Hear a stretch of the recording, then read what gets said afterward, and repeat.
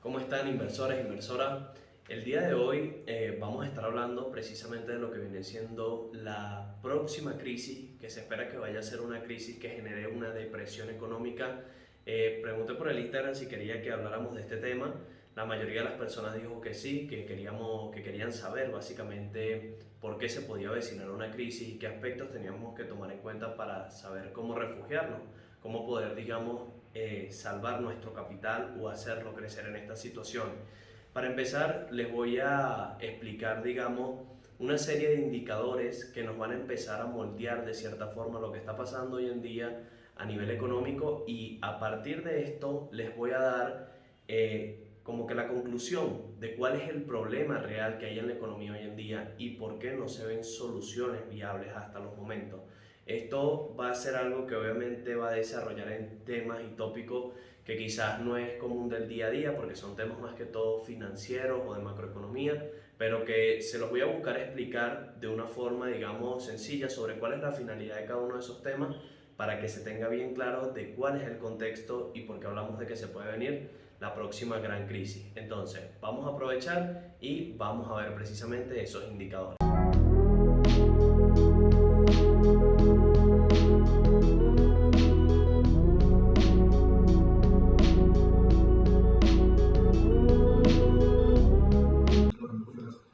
Bueno, vamos a comenzar, fíjense. Lo primero que nosotros tenemos que evaluar como tal son distintos indicadores que nos van a permitir entender el contexto, como les decía, macroeconómico que afecta a la posible crisis que se va a venir para el año 2023 aproximadamente.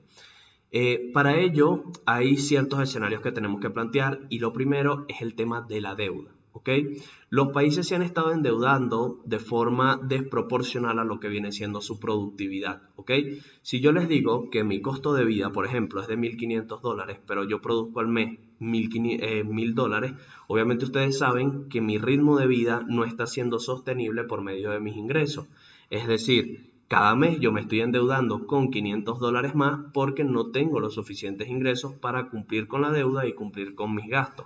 Por lo tanto, es importante que tengamos en cuenta que cuando nosotros tenemos una deuda, esta puede ser positiva y puede ser negativa.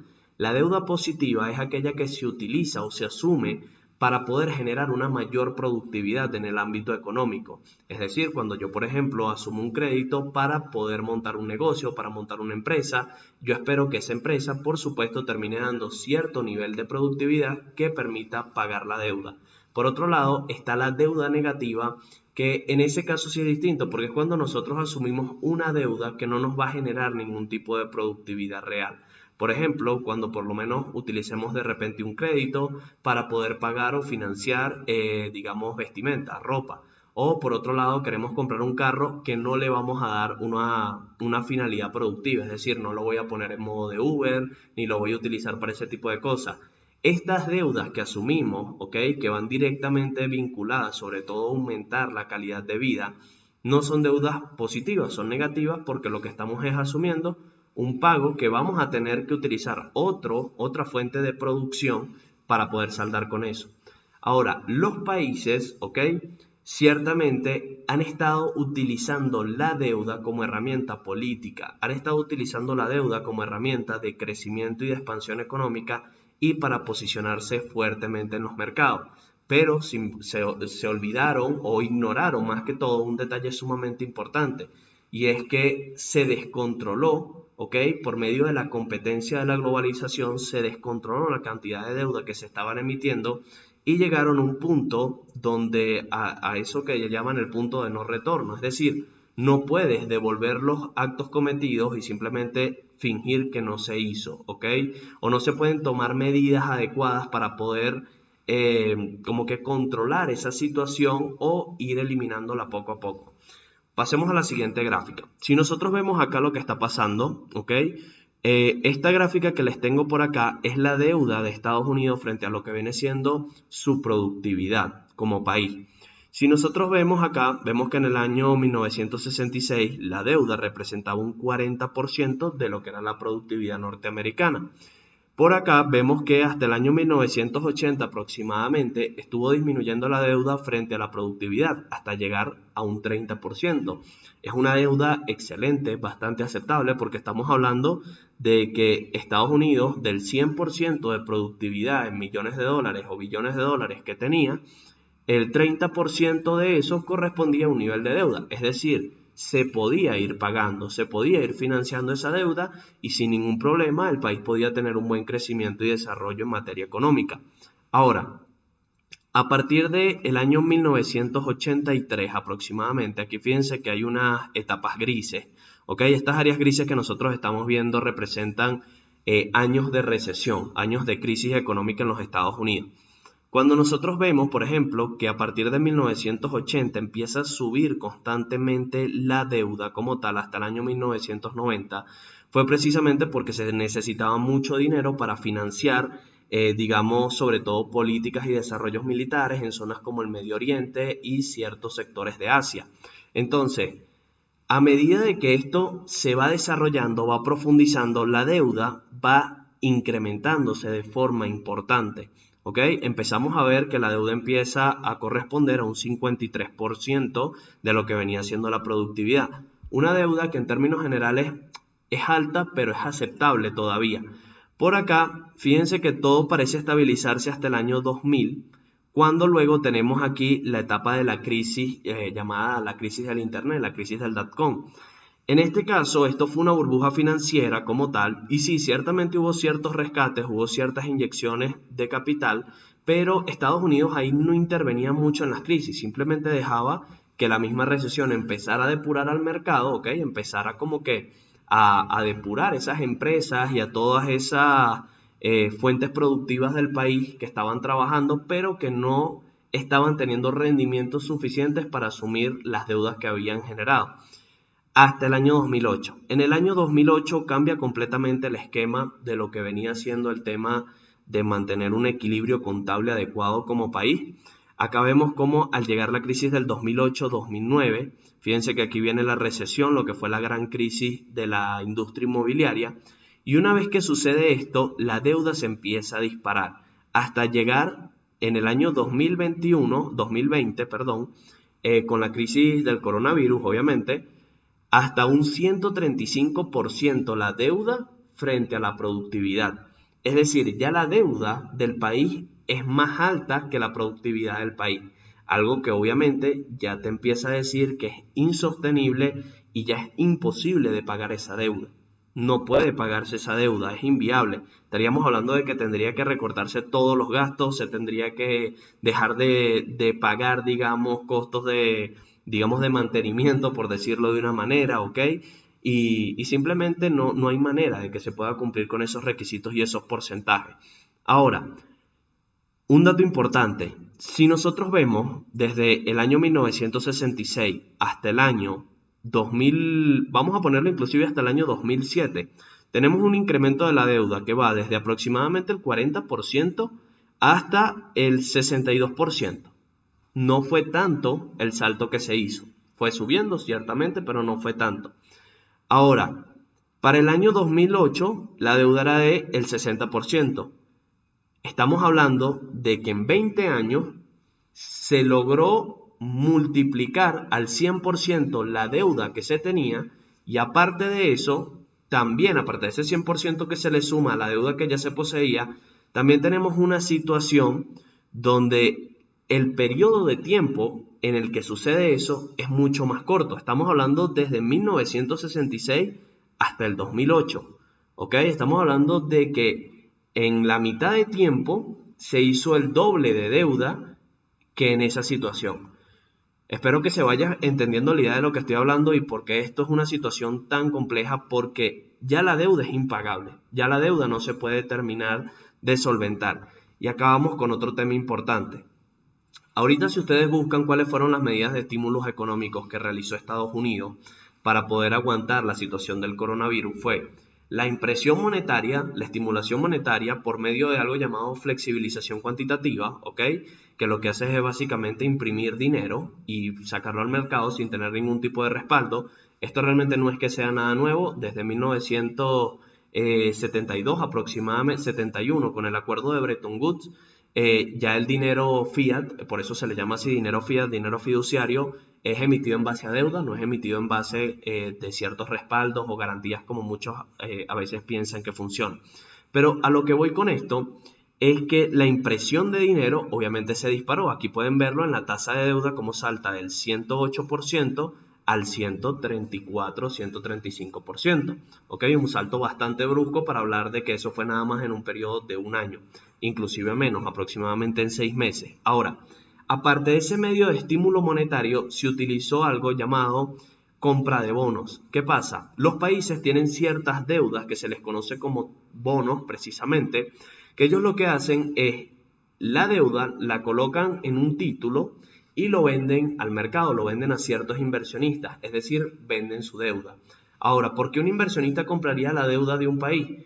Porque en un plazo de tiempo determinado, digamos un bono de un año, bonos de 3 años, de 10 años, de 30 años, lo que sucede en ese tiempo es que al inversionista se le va a pagar una cierta tasa de interés, ¿ok? Por lo tanto, ¿qué era lo que Estados Unidos estaba haciendo? Comprando ellos mismos bonos, aparte de la emisión monetaria, es decir, ellos estaban imprimiendo deuda y comprándose o recomprándose de cierta forma su propia deuda. ¿Para qué? Para mantener las tasas de interés de los bonos bajas, porque los bonos funcionan por medio de subastas. Entonces, mientras más operadores hayan, mientras más personas hayan queriendo adquirir ese bono, menor va a ser la tasa de interés. ¿Ok? Es una subasta algo medio invertido. Digamos que yo tengo el bono, ¿ok? Yo soy el dueño como país y tengo una persona A y una persona B que lo quieren adquirir para recibir esa tasa de interés a un año, por ejemplo. Si la persona A me dice, yo te compro el bono, pero quiero recibir una tasa de interés del 1.80%, le digo, bueno, ok, a lo mejor me funciona. Pero resulta que la persona B me dice, yo te voy a comprar ese mismo bono, pero te acepto que me lo pagues una tasa de interés de 1.50%. ¿Qué va a pasar? Yo obviamente voy a preferir darle el bono a la persona que me está aceptando un pago de interés al 1.50%, porque obviamente mi costo de endeudamiento está siendo menor. Entonces, eso es precisamente lo que uno busca hacer en estas situaciones como país para poder asumir de cierta forma o manipular el mercado y hacer que el costo del endeudamiento se mantenga bajo. En el momento en el que suben las tasas de interés de los bonos, el endeudamiento general empieza a ser más caro porque ahora hay que pagar más intereses a dicha cantidad de años. Entonces, cuando sucede este tipo de situaciones, ellos tuvieron que abocarse a dos frentes, pero teniendo en cuenta de que esto iba a generar un problema bastante importante desde mi punto de vista. No fue que sucedió ahorita, ellos sabían que iban a suceder, ¿ok? Eso lo venían hablando desde hace muchos años los profesionales, digamos, en macroeconomía. De hecho, los invito a que busquen comentarios de Ray Dalio sobre lo que viene siendo el dólar. Ray Dalio es para el que no lo conozca, es el dueño del fondo de inversión más grande del mundo, un fondo de inversión llamado Bridgewater. Y en este caso pueden ir a buscar la información sobre qué habla él del dólar, sobre la crisis que se viene, sobre procesos de hiperinflación, para que vean que obviamente no soy yo que simplemente les estoy hablando de esto por hablarles, sino que hay muchos economistas que están trabajando este tema y que están hablando fuertemente de las consecuencias que se van a tener. Entonces, cuando nosotros vemos, ¿ok?, que se está imprimiendo dinero, tanta cantidad de dinero en base a deuda, dejando el factor del problema de la deuda a un lado, mientras más dinero hay en una economía, mientras más capital hay circulando en una economía, la inflación va a tender a aumentar. Y es algo completamente normal. ¿Por qué? Porque hay más dinero en las calles. Por lo tanto, cuando hay mucho dinero, la demanda busca aumentar. O cuando hay dinero en las calles, la demanda busca aumentar. Les pongo el siguiente caso. Si ustedes, por ejemplo, tienen un trabajo donde ustedes ganan, digamos, $1,000 al mes, ¿ok? Y ustedes agarran y dicen, bueno, yo con $1,000 me da chance de pagar mis gastos personales, mis servicios, mi vivienda, etcétera, esto, aquello, lo que sea. Y resulta que con eso ustedes resuelven, pero hay ciertas cosas que ustedes quisieran adquirir, pero que quizás el dinero no les alcanza para poder adquirirlas. ¿Qué sucede? Si ustedes les dicen el día de mañana, tienes un ascenso, ahora vas a ganar ya no $1,000, sino que vas a ganar 2,000, ustedes automáticamente saben que pueden disponer de una mayor cantidad de dinero. Por lo tanto, ustedes, su nivel de adquisición, digamos, su nivel adquisitivo va a aumentar. Y en vez de gastar $1.000, lo que va a pasar es que probablemente no vayan a ahorrar los otros 1.000 que les quedan, sino que los otros 1.000 los van a gastar en otro tipo de cosas, ¿ok? De repente comprarse ropa, pagar la inicial de un carro, qué sé yo. O sea, el punto es, a lo que quiero llegar con esto, es que a medida de que aumenta la cantidad de dinero, también aumenta la cantidad de demanda por medio de los particulares y por medio de las empresas de igual manera. Entonces, a medida de que va sucediendo esto, ¿ok? Y hay tanto dinero que está circulando en las calles, personas que se les está dando paquetes de estímulos para que puedan sobrellevar la crisis, porque están desempleados, porque tienen ciertas condiciones que en este caso el mismo COVID las dejó incapacitadas de cierta manera, etcétera. El punto es que se está entregando una gran cantidad de dinero a la población y esto está haciendo, obviamente, que suba el costo de lo que viene representando la mayoría de los productos. Y para eso hay un indicador para que lo veamos precisamente. No solo esto, ¿qué pasa? A mayor cantidad de demanda, ya vamos a ver el indicador que les digo, pero a mayor cantidad de demanda que tenemos sobre lo que viene siendo el mercado como tal, el comercio, también tenemos que los ofertantes, las personas que están vendiendo, quieren vender más porque ahora hay un mayor nivel adquisitivo. No solo aumentan los precios, sino que también necesitamos un nivel de explotación de materias primas para satisfacer, ¿ok?, la demanda que hay en el mercado. Entonces, ¿qué sucede? Las materias primas empiezan a subir. Empiezan a subir lo que vienen siendo los factores productivos, toda la cadena de producción, incluyendo servicios de distribución, servicios de explotación, servicios de transporte, almacenamiento, todo este tipo de cosas empiezan a subir. Y empieza un círculo vicioso donde el incremento de los precios se empieza a hacer hasta cierto punto insostenible. Si nosotros vemos el siguiente indicador que viene siendo el IPP, ¿ok?, que es índices de precio al productor, fíjense cómo a partir del año 2020 el índice del precio al productor termina subiendo de forma completamente desproporcional. Aquí estamos viendo las gráficas desde el 2011, ¿ok? Si nosotros vemos este indicador desde el 2011, fíjense cómo acá lo máximo que había llegado a estar era un 4.40%. Hoy en día ha tenido un incremento, un 8.3%. Esto es uno de los indicadores que se utiliza para poder determinar la inflación general, ¿ok? Ahora, si nosotros vemos también, aparte de esto, lo que viene siendo las expectativas, las previsiones que se tenían sobre el resultado de ese indicador y el resultado real, vamos a ver que siempre el resultado termina siendo mayor que las previsiones de los economistas. Eso también nos empieza a dar un antecedente de que la economía se les está saliendo de las manos. Es decir, las previsiones que están teniendo se están yendo a pasos mucho más acelerados que lo que ellos esperaban. Por ejemplo, si nosotros vemos acá cuando sale el resultado del indicador para mayo del 2021, ¿ok? 13 de mayo del 2021, fíjense que la previsión de los economistas y de la Reserva Federal era del 5.9%. El resultado fue del 6.2%.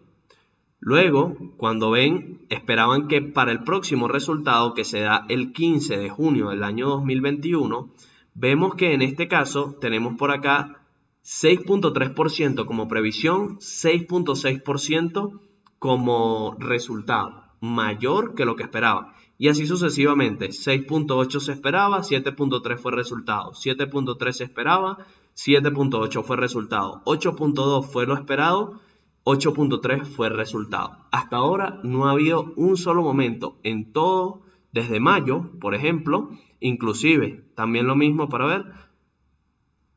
Miren, los datos vienen desde febrero de este año, el índice de precios al productor ha sido cada vez mayor de lo que ellos esperaban. Entonces, bueno, más profundo obviamente el dato aquí. Por acá, ya teniendo esto en cuenta, vemos cómo la inflación constantemente está aumentando, ¿ok? Si ustedes buscan los precios de materias primas, por ejemplo, como el cobre, como la madera, como lo que viene siendo el aluminio, el gas natural, casi todas las materias primas se encuentran en un constante aumento, ¿ok? En estos momentos. Y es precisamente por esto, se está aumentando los factores productivos, el costo de explotación, hay muchas cosas. Y obviamente, ¿qué sucede? Cuando nosotros si a nosotros nos está costando más dinero poder vender un producto o poder explotar una materia prima, ¿qué es lo lógico? Lo tenemos que vender más caro para poder sacar ganancias, ¿ok? A fin de cuentas, normalmente la inflación por medio de los precios al productor se termina transmitiendo hacia la parte de los precios del consumidor, que ese es otro indicador económico que se conoce como IPC, índice de precios al consumidor. Un factor determinante obviamente también para lo que viene siendo el tema inflacionario hacia el consumidor. Por acá, cuando nosotros vemos, por ejemplo, en el año 2019 y 2020, el IPC, el índice de precio al consumidor general, estaba para el 2019 en un valor del 2.3%, ¿ok? Ahora, ese 2.3% obviamente fue antes del coronavirus. Luego, para el año 2020, vemos que baja el índice de precios al consumidor. Esto es normal porque cuando llega una crisis económica ocurre un proceso deflacionario. ¿Qué quiere decir? No hay suficiente dinero, las personas están en crisis económica en ese momento y el país en general, no hay suficiente dinero, la demanda disminuye y los ofertantes, los vendedores, tienen que bajar los precios para poder seguir vendiendo, ¿ok? Eso es un proceso completamente normal. Luego, cuando las cosas se empiezan a arreglar y ya están dando la máquina de impresión monetaria, fíjense cómo para el año 2021 vemos que el IPC general interanual va en 5.3%. Es decir, saltamos del 1.4% al 5.3%. Y aquí el 5% acumulado desde enero, variación mensual del 0.2 es aproximadamente lo que varía de mes a mes. Y por acá, si ustedes quieren ver de forma más detallada, los invito a que, entren a la página datosmacro.expansión.com y van a buscar el IPC precisamente de Estados Unidos. Ahora, cuando vemos esto, fíjense que el transporte fue uno de los que más generó un movimiento inflacionario, ¿ok? Incrementó de forma importante, un 17.8%. Bastante representativo. Aquí vemos que también aumentó obviamente la parte del consumo con respecto a lo que venía siendo el tema de vestimentas y calzado, que se montó sobre el 5.9 desde enero y el 4.2 interanual. En el sector de vivienda vemos un crecimiento del 3.5%. Eso es otra de las cosas. Sabemos que en el mercado de viviendas hay hay un proceso inflacionario sobre los valores de la vivienda. Y realmente esto también ya se salió de control y por ahí estamos viendo los primeros matices con la empresa china Evergrande, que ya creo que todos han visto de repente la noticia y si no la han visto, búsquenla, bastante interesante. Una empresa que está endeudada por más de 300.000 millones de dólares y que obviamente no tiene para pagar esa deuda. Y eso puede generar una crisis económica mundial en el sector inmobiliario. Pero deteniéndonos ya para no irnos del tema, fíjense cómo aparte de la parte del segmento del IPC y el IPP, ¿ok? Que tendríamos ya esas dos informaciones, ya sabemos que la inflación está aumentando. Ahora, ¿y cómo hacemos para poder bajar la inflación? ¿Cómo hacemos nosotros para poder disminuir lo que viene siendo la inflación económica, ¿ok? Y simplemente volver a la estabilidad, volver a una situación normal. Eso se hace por medio de una herramienta llamada tasas de interés, ¿ok? Que eso pertenece a la política monetaria como tal. En este caso, los encargados de determinar las tasas de interés en Estados Unidos es la Reserva Federal. Y por acá sí nosotros vemos precisamente lo que viene siendo los datos, ¿ok? De lo que es la tasa de interés. Hoy la tasa de interés se encuentra al 0.25%. Es decir, hay un costo por endeudamiento casi del 0%. No hay tasa de interés. Esto es una medida de estímulo monetario. ¿Okay? Esto es una medida de bajar el nivel de deuda. Si el Banco Central baja el nivel de deuda con la emisión de moneda hacia los bancos regulares pueden emitir deuda a los ciudadanos y a las empresas sin necesidad de poner tasas de interés demasiado altas. Entonces, es básicamente lo que se busca aquí, es lo que se juega, digamos, de cierta manera. Cuando nosotros vemos el tema de la tasa de interés o los ratios, fíjense que acá hay ciertos temas clave. Primero, Las tasas de interés desde el año 1980, una de las crisis que estábamos hablando hace rato, está generando una caída sostenida a través del tiempo. Es decir, hay sus picos al alza y sus picos a la baja, pero cada vez la profundidad del pico a la baja es mayor, ¿ok? Y esto tiene su razón de ser. Cuando hay una crisis en Estados Unidos, actualmente, Estados Unidos no deja que la crisis termine de explotar, o sea, no deja que la recesión termine de profundizar. Y esto tiene que ver con un tema netamente político, con un tema de competencia de mercados internacionales. Ahora, para poder hacer eso, Estados Unidos necesita hacer rescates financieros. Necesita emitir moneda para poder rescatar a las empresas que están a punto de quebrar. Caso como en el año 2008-2009, cuando se da la crisis financiera inmobiliaria de Estados Unidos.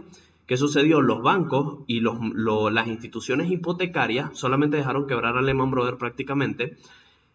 La mayoría de las instituciones hipotecarias y bancarias que estaban trabajando con las hipotecas subprime, que fue precisamente el instrumento que llevó a toda la crisis, el instrumento financiero, cuando ellos no pudieron pagar la deuda que se tenía asumida, lo que se buscó hacer precisamente fue inyectar dinero a estos bancos para que pudieran aguantar la situación de pérdida. Porque en el momento en el que quebraran los bancos se iba a generar una recesión más profunda, una crisis más profunda. Y es completamente entendible. Ahora, lo que, bueno, y aquí particularmente yo no estoy de acuerdo es estar salvando constantemente a las instituciones que te están generando la crisis. ¿Okay? Porque obviamente lo que haces es que estás parchando los agujeros de la economía, los estás buscando tapar y a fin de cuentas va a llegar un punto en el que eso va a tener que reventar y no va a haber suficientes parches para poder, digamos, como que reconstruirlo nuevamente. Y eso es lo que nos demuestran las tasas de interés a través de los años, el hecho de que no hayan podido volver a aumentar.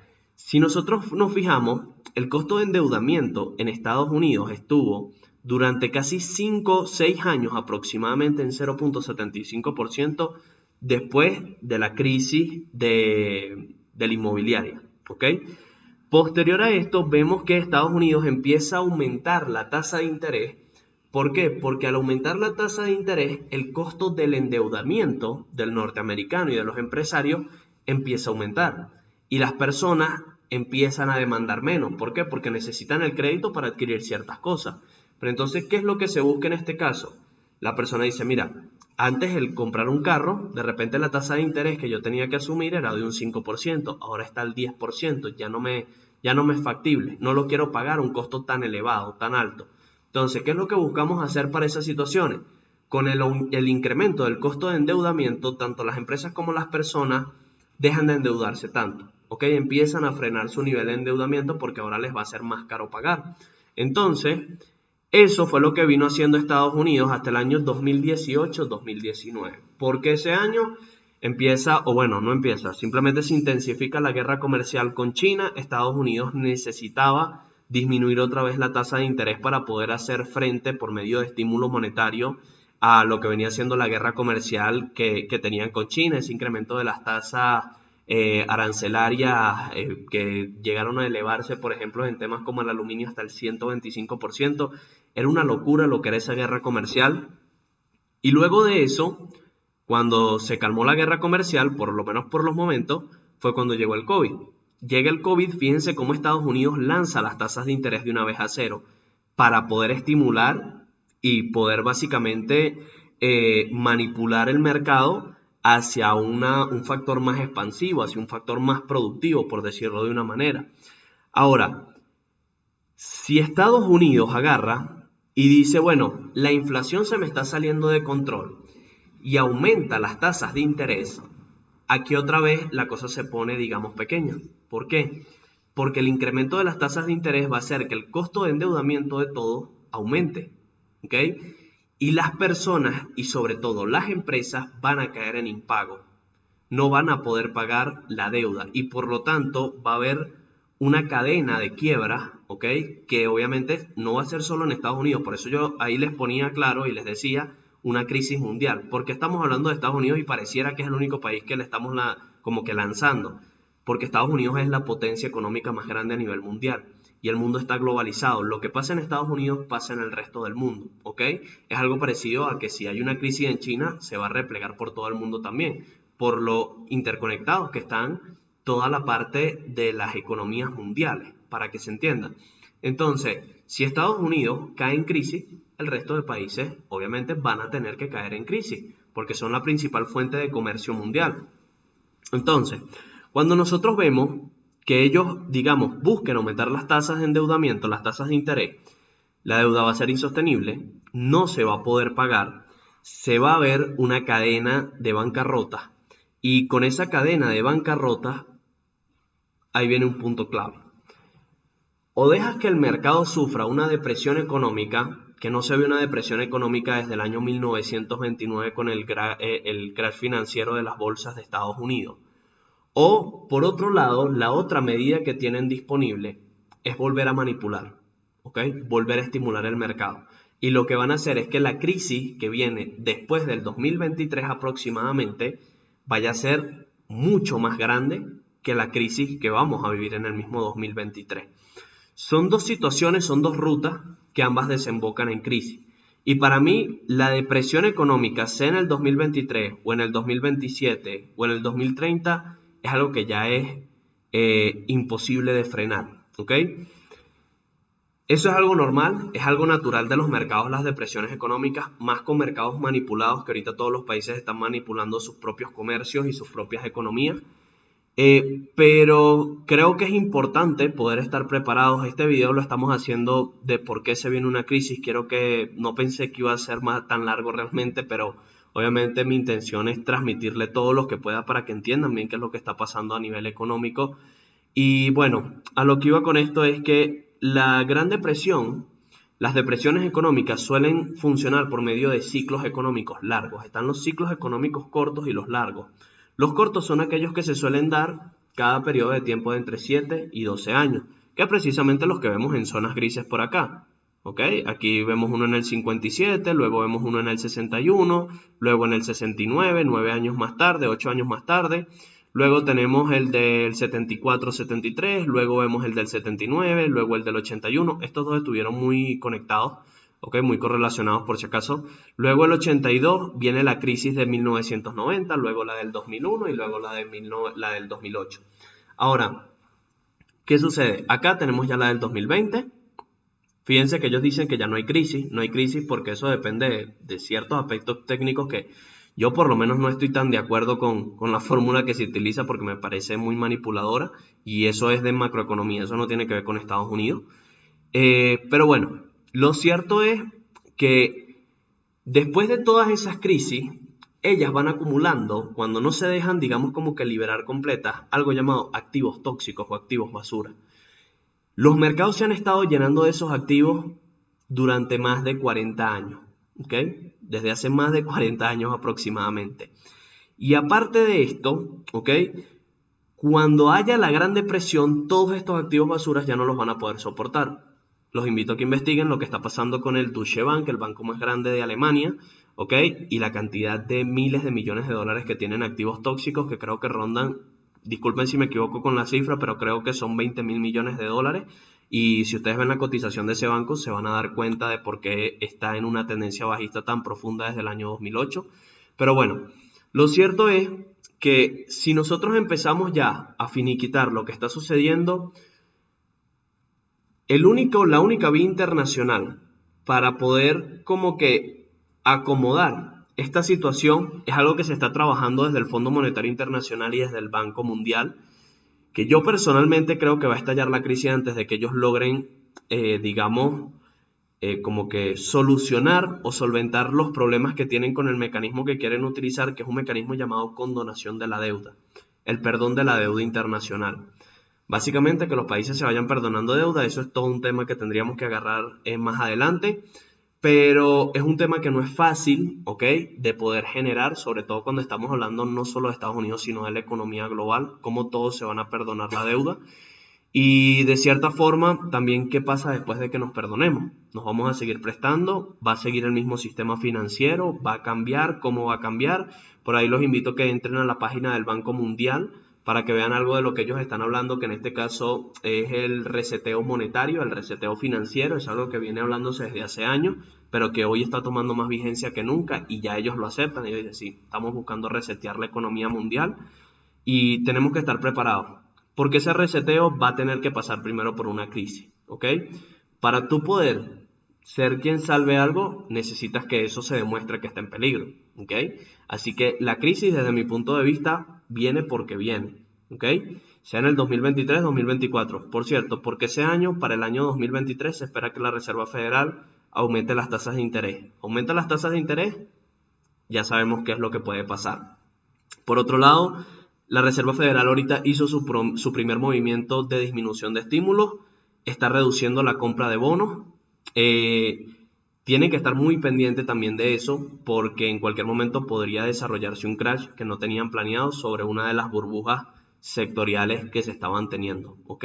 Si los bonos empiezan a aumentar las tasas de interés, igualito va a pasar exactamente lo mismo. El país va a caer en impago por medio de los acreedores que les tienen, en este caso los bonos, no les van a poder pagar, y o se refinancia la deuda o en este caso el país se tiene que declarar en bancarrota. Probablemente caería la parte de refinanciamiento, pero eso estimularía más la deuda aún, ¿no? Vean cómo todo se tranca, ¿no?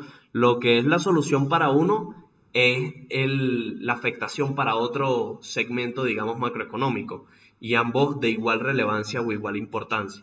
Entonces, a fin de cuentas, esto es a lo que nosotros tenemos que empezar a girarle, empezar a darle la vuelta de qué es lo que está pasando y qué van a buscar hacer ellos, porque obviamente ellos ya tienen sus planificaciones. El tema es que nosotros no sepamos cuáles son esas. Y bueno, para otro video vamos a estar viendo precisamente cómo nosotros podemos hacer para poder refugiarnos de distintos escenarios en los que se desarrolle esa crisis. La crisis puede venir por medio de un crash inesperado que generaría un proceso deflacionario en los mercados por falta de nivel adquisitivo.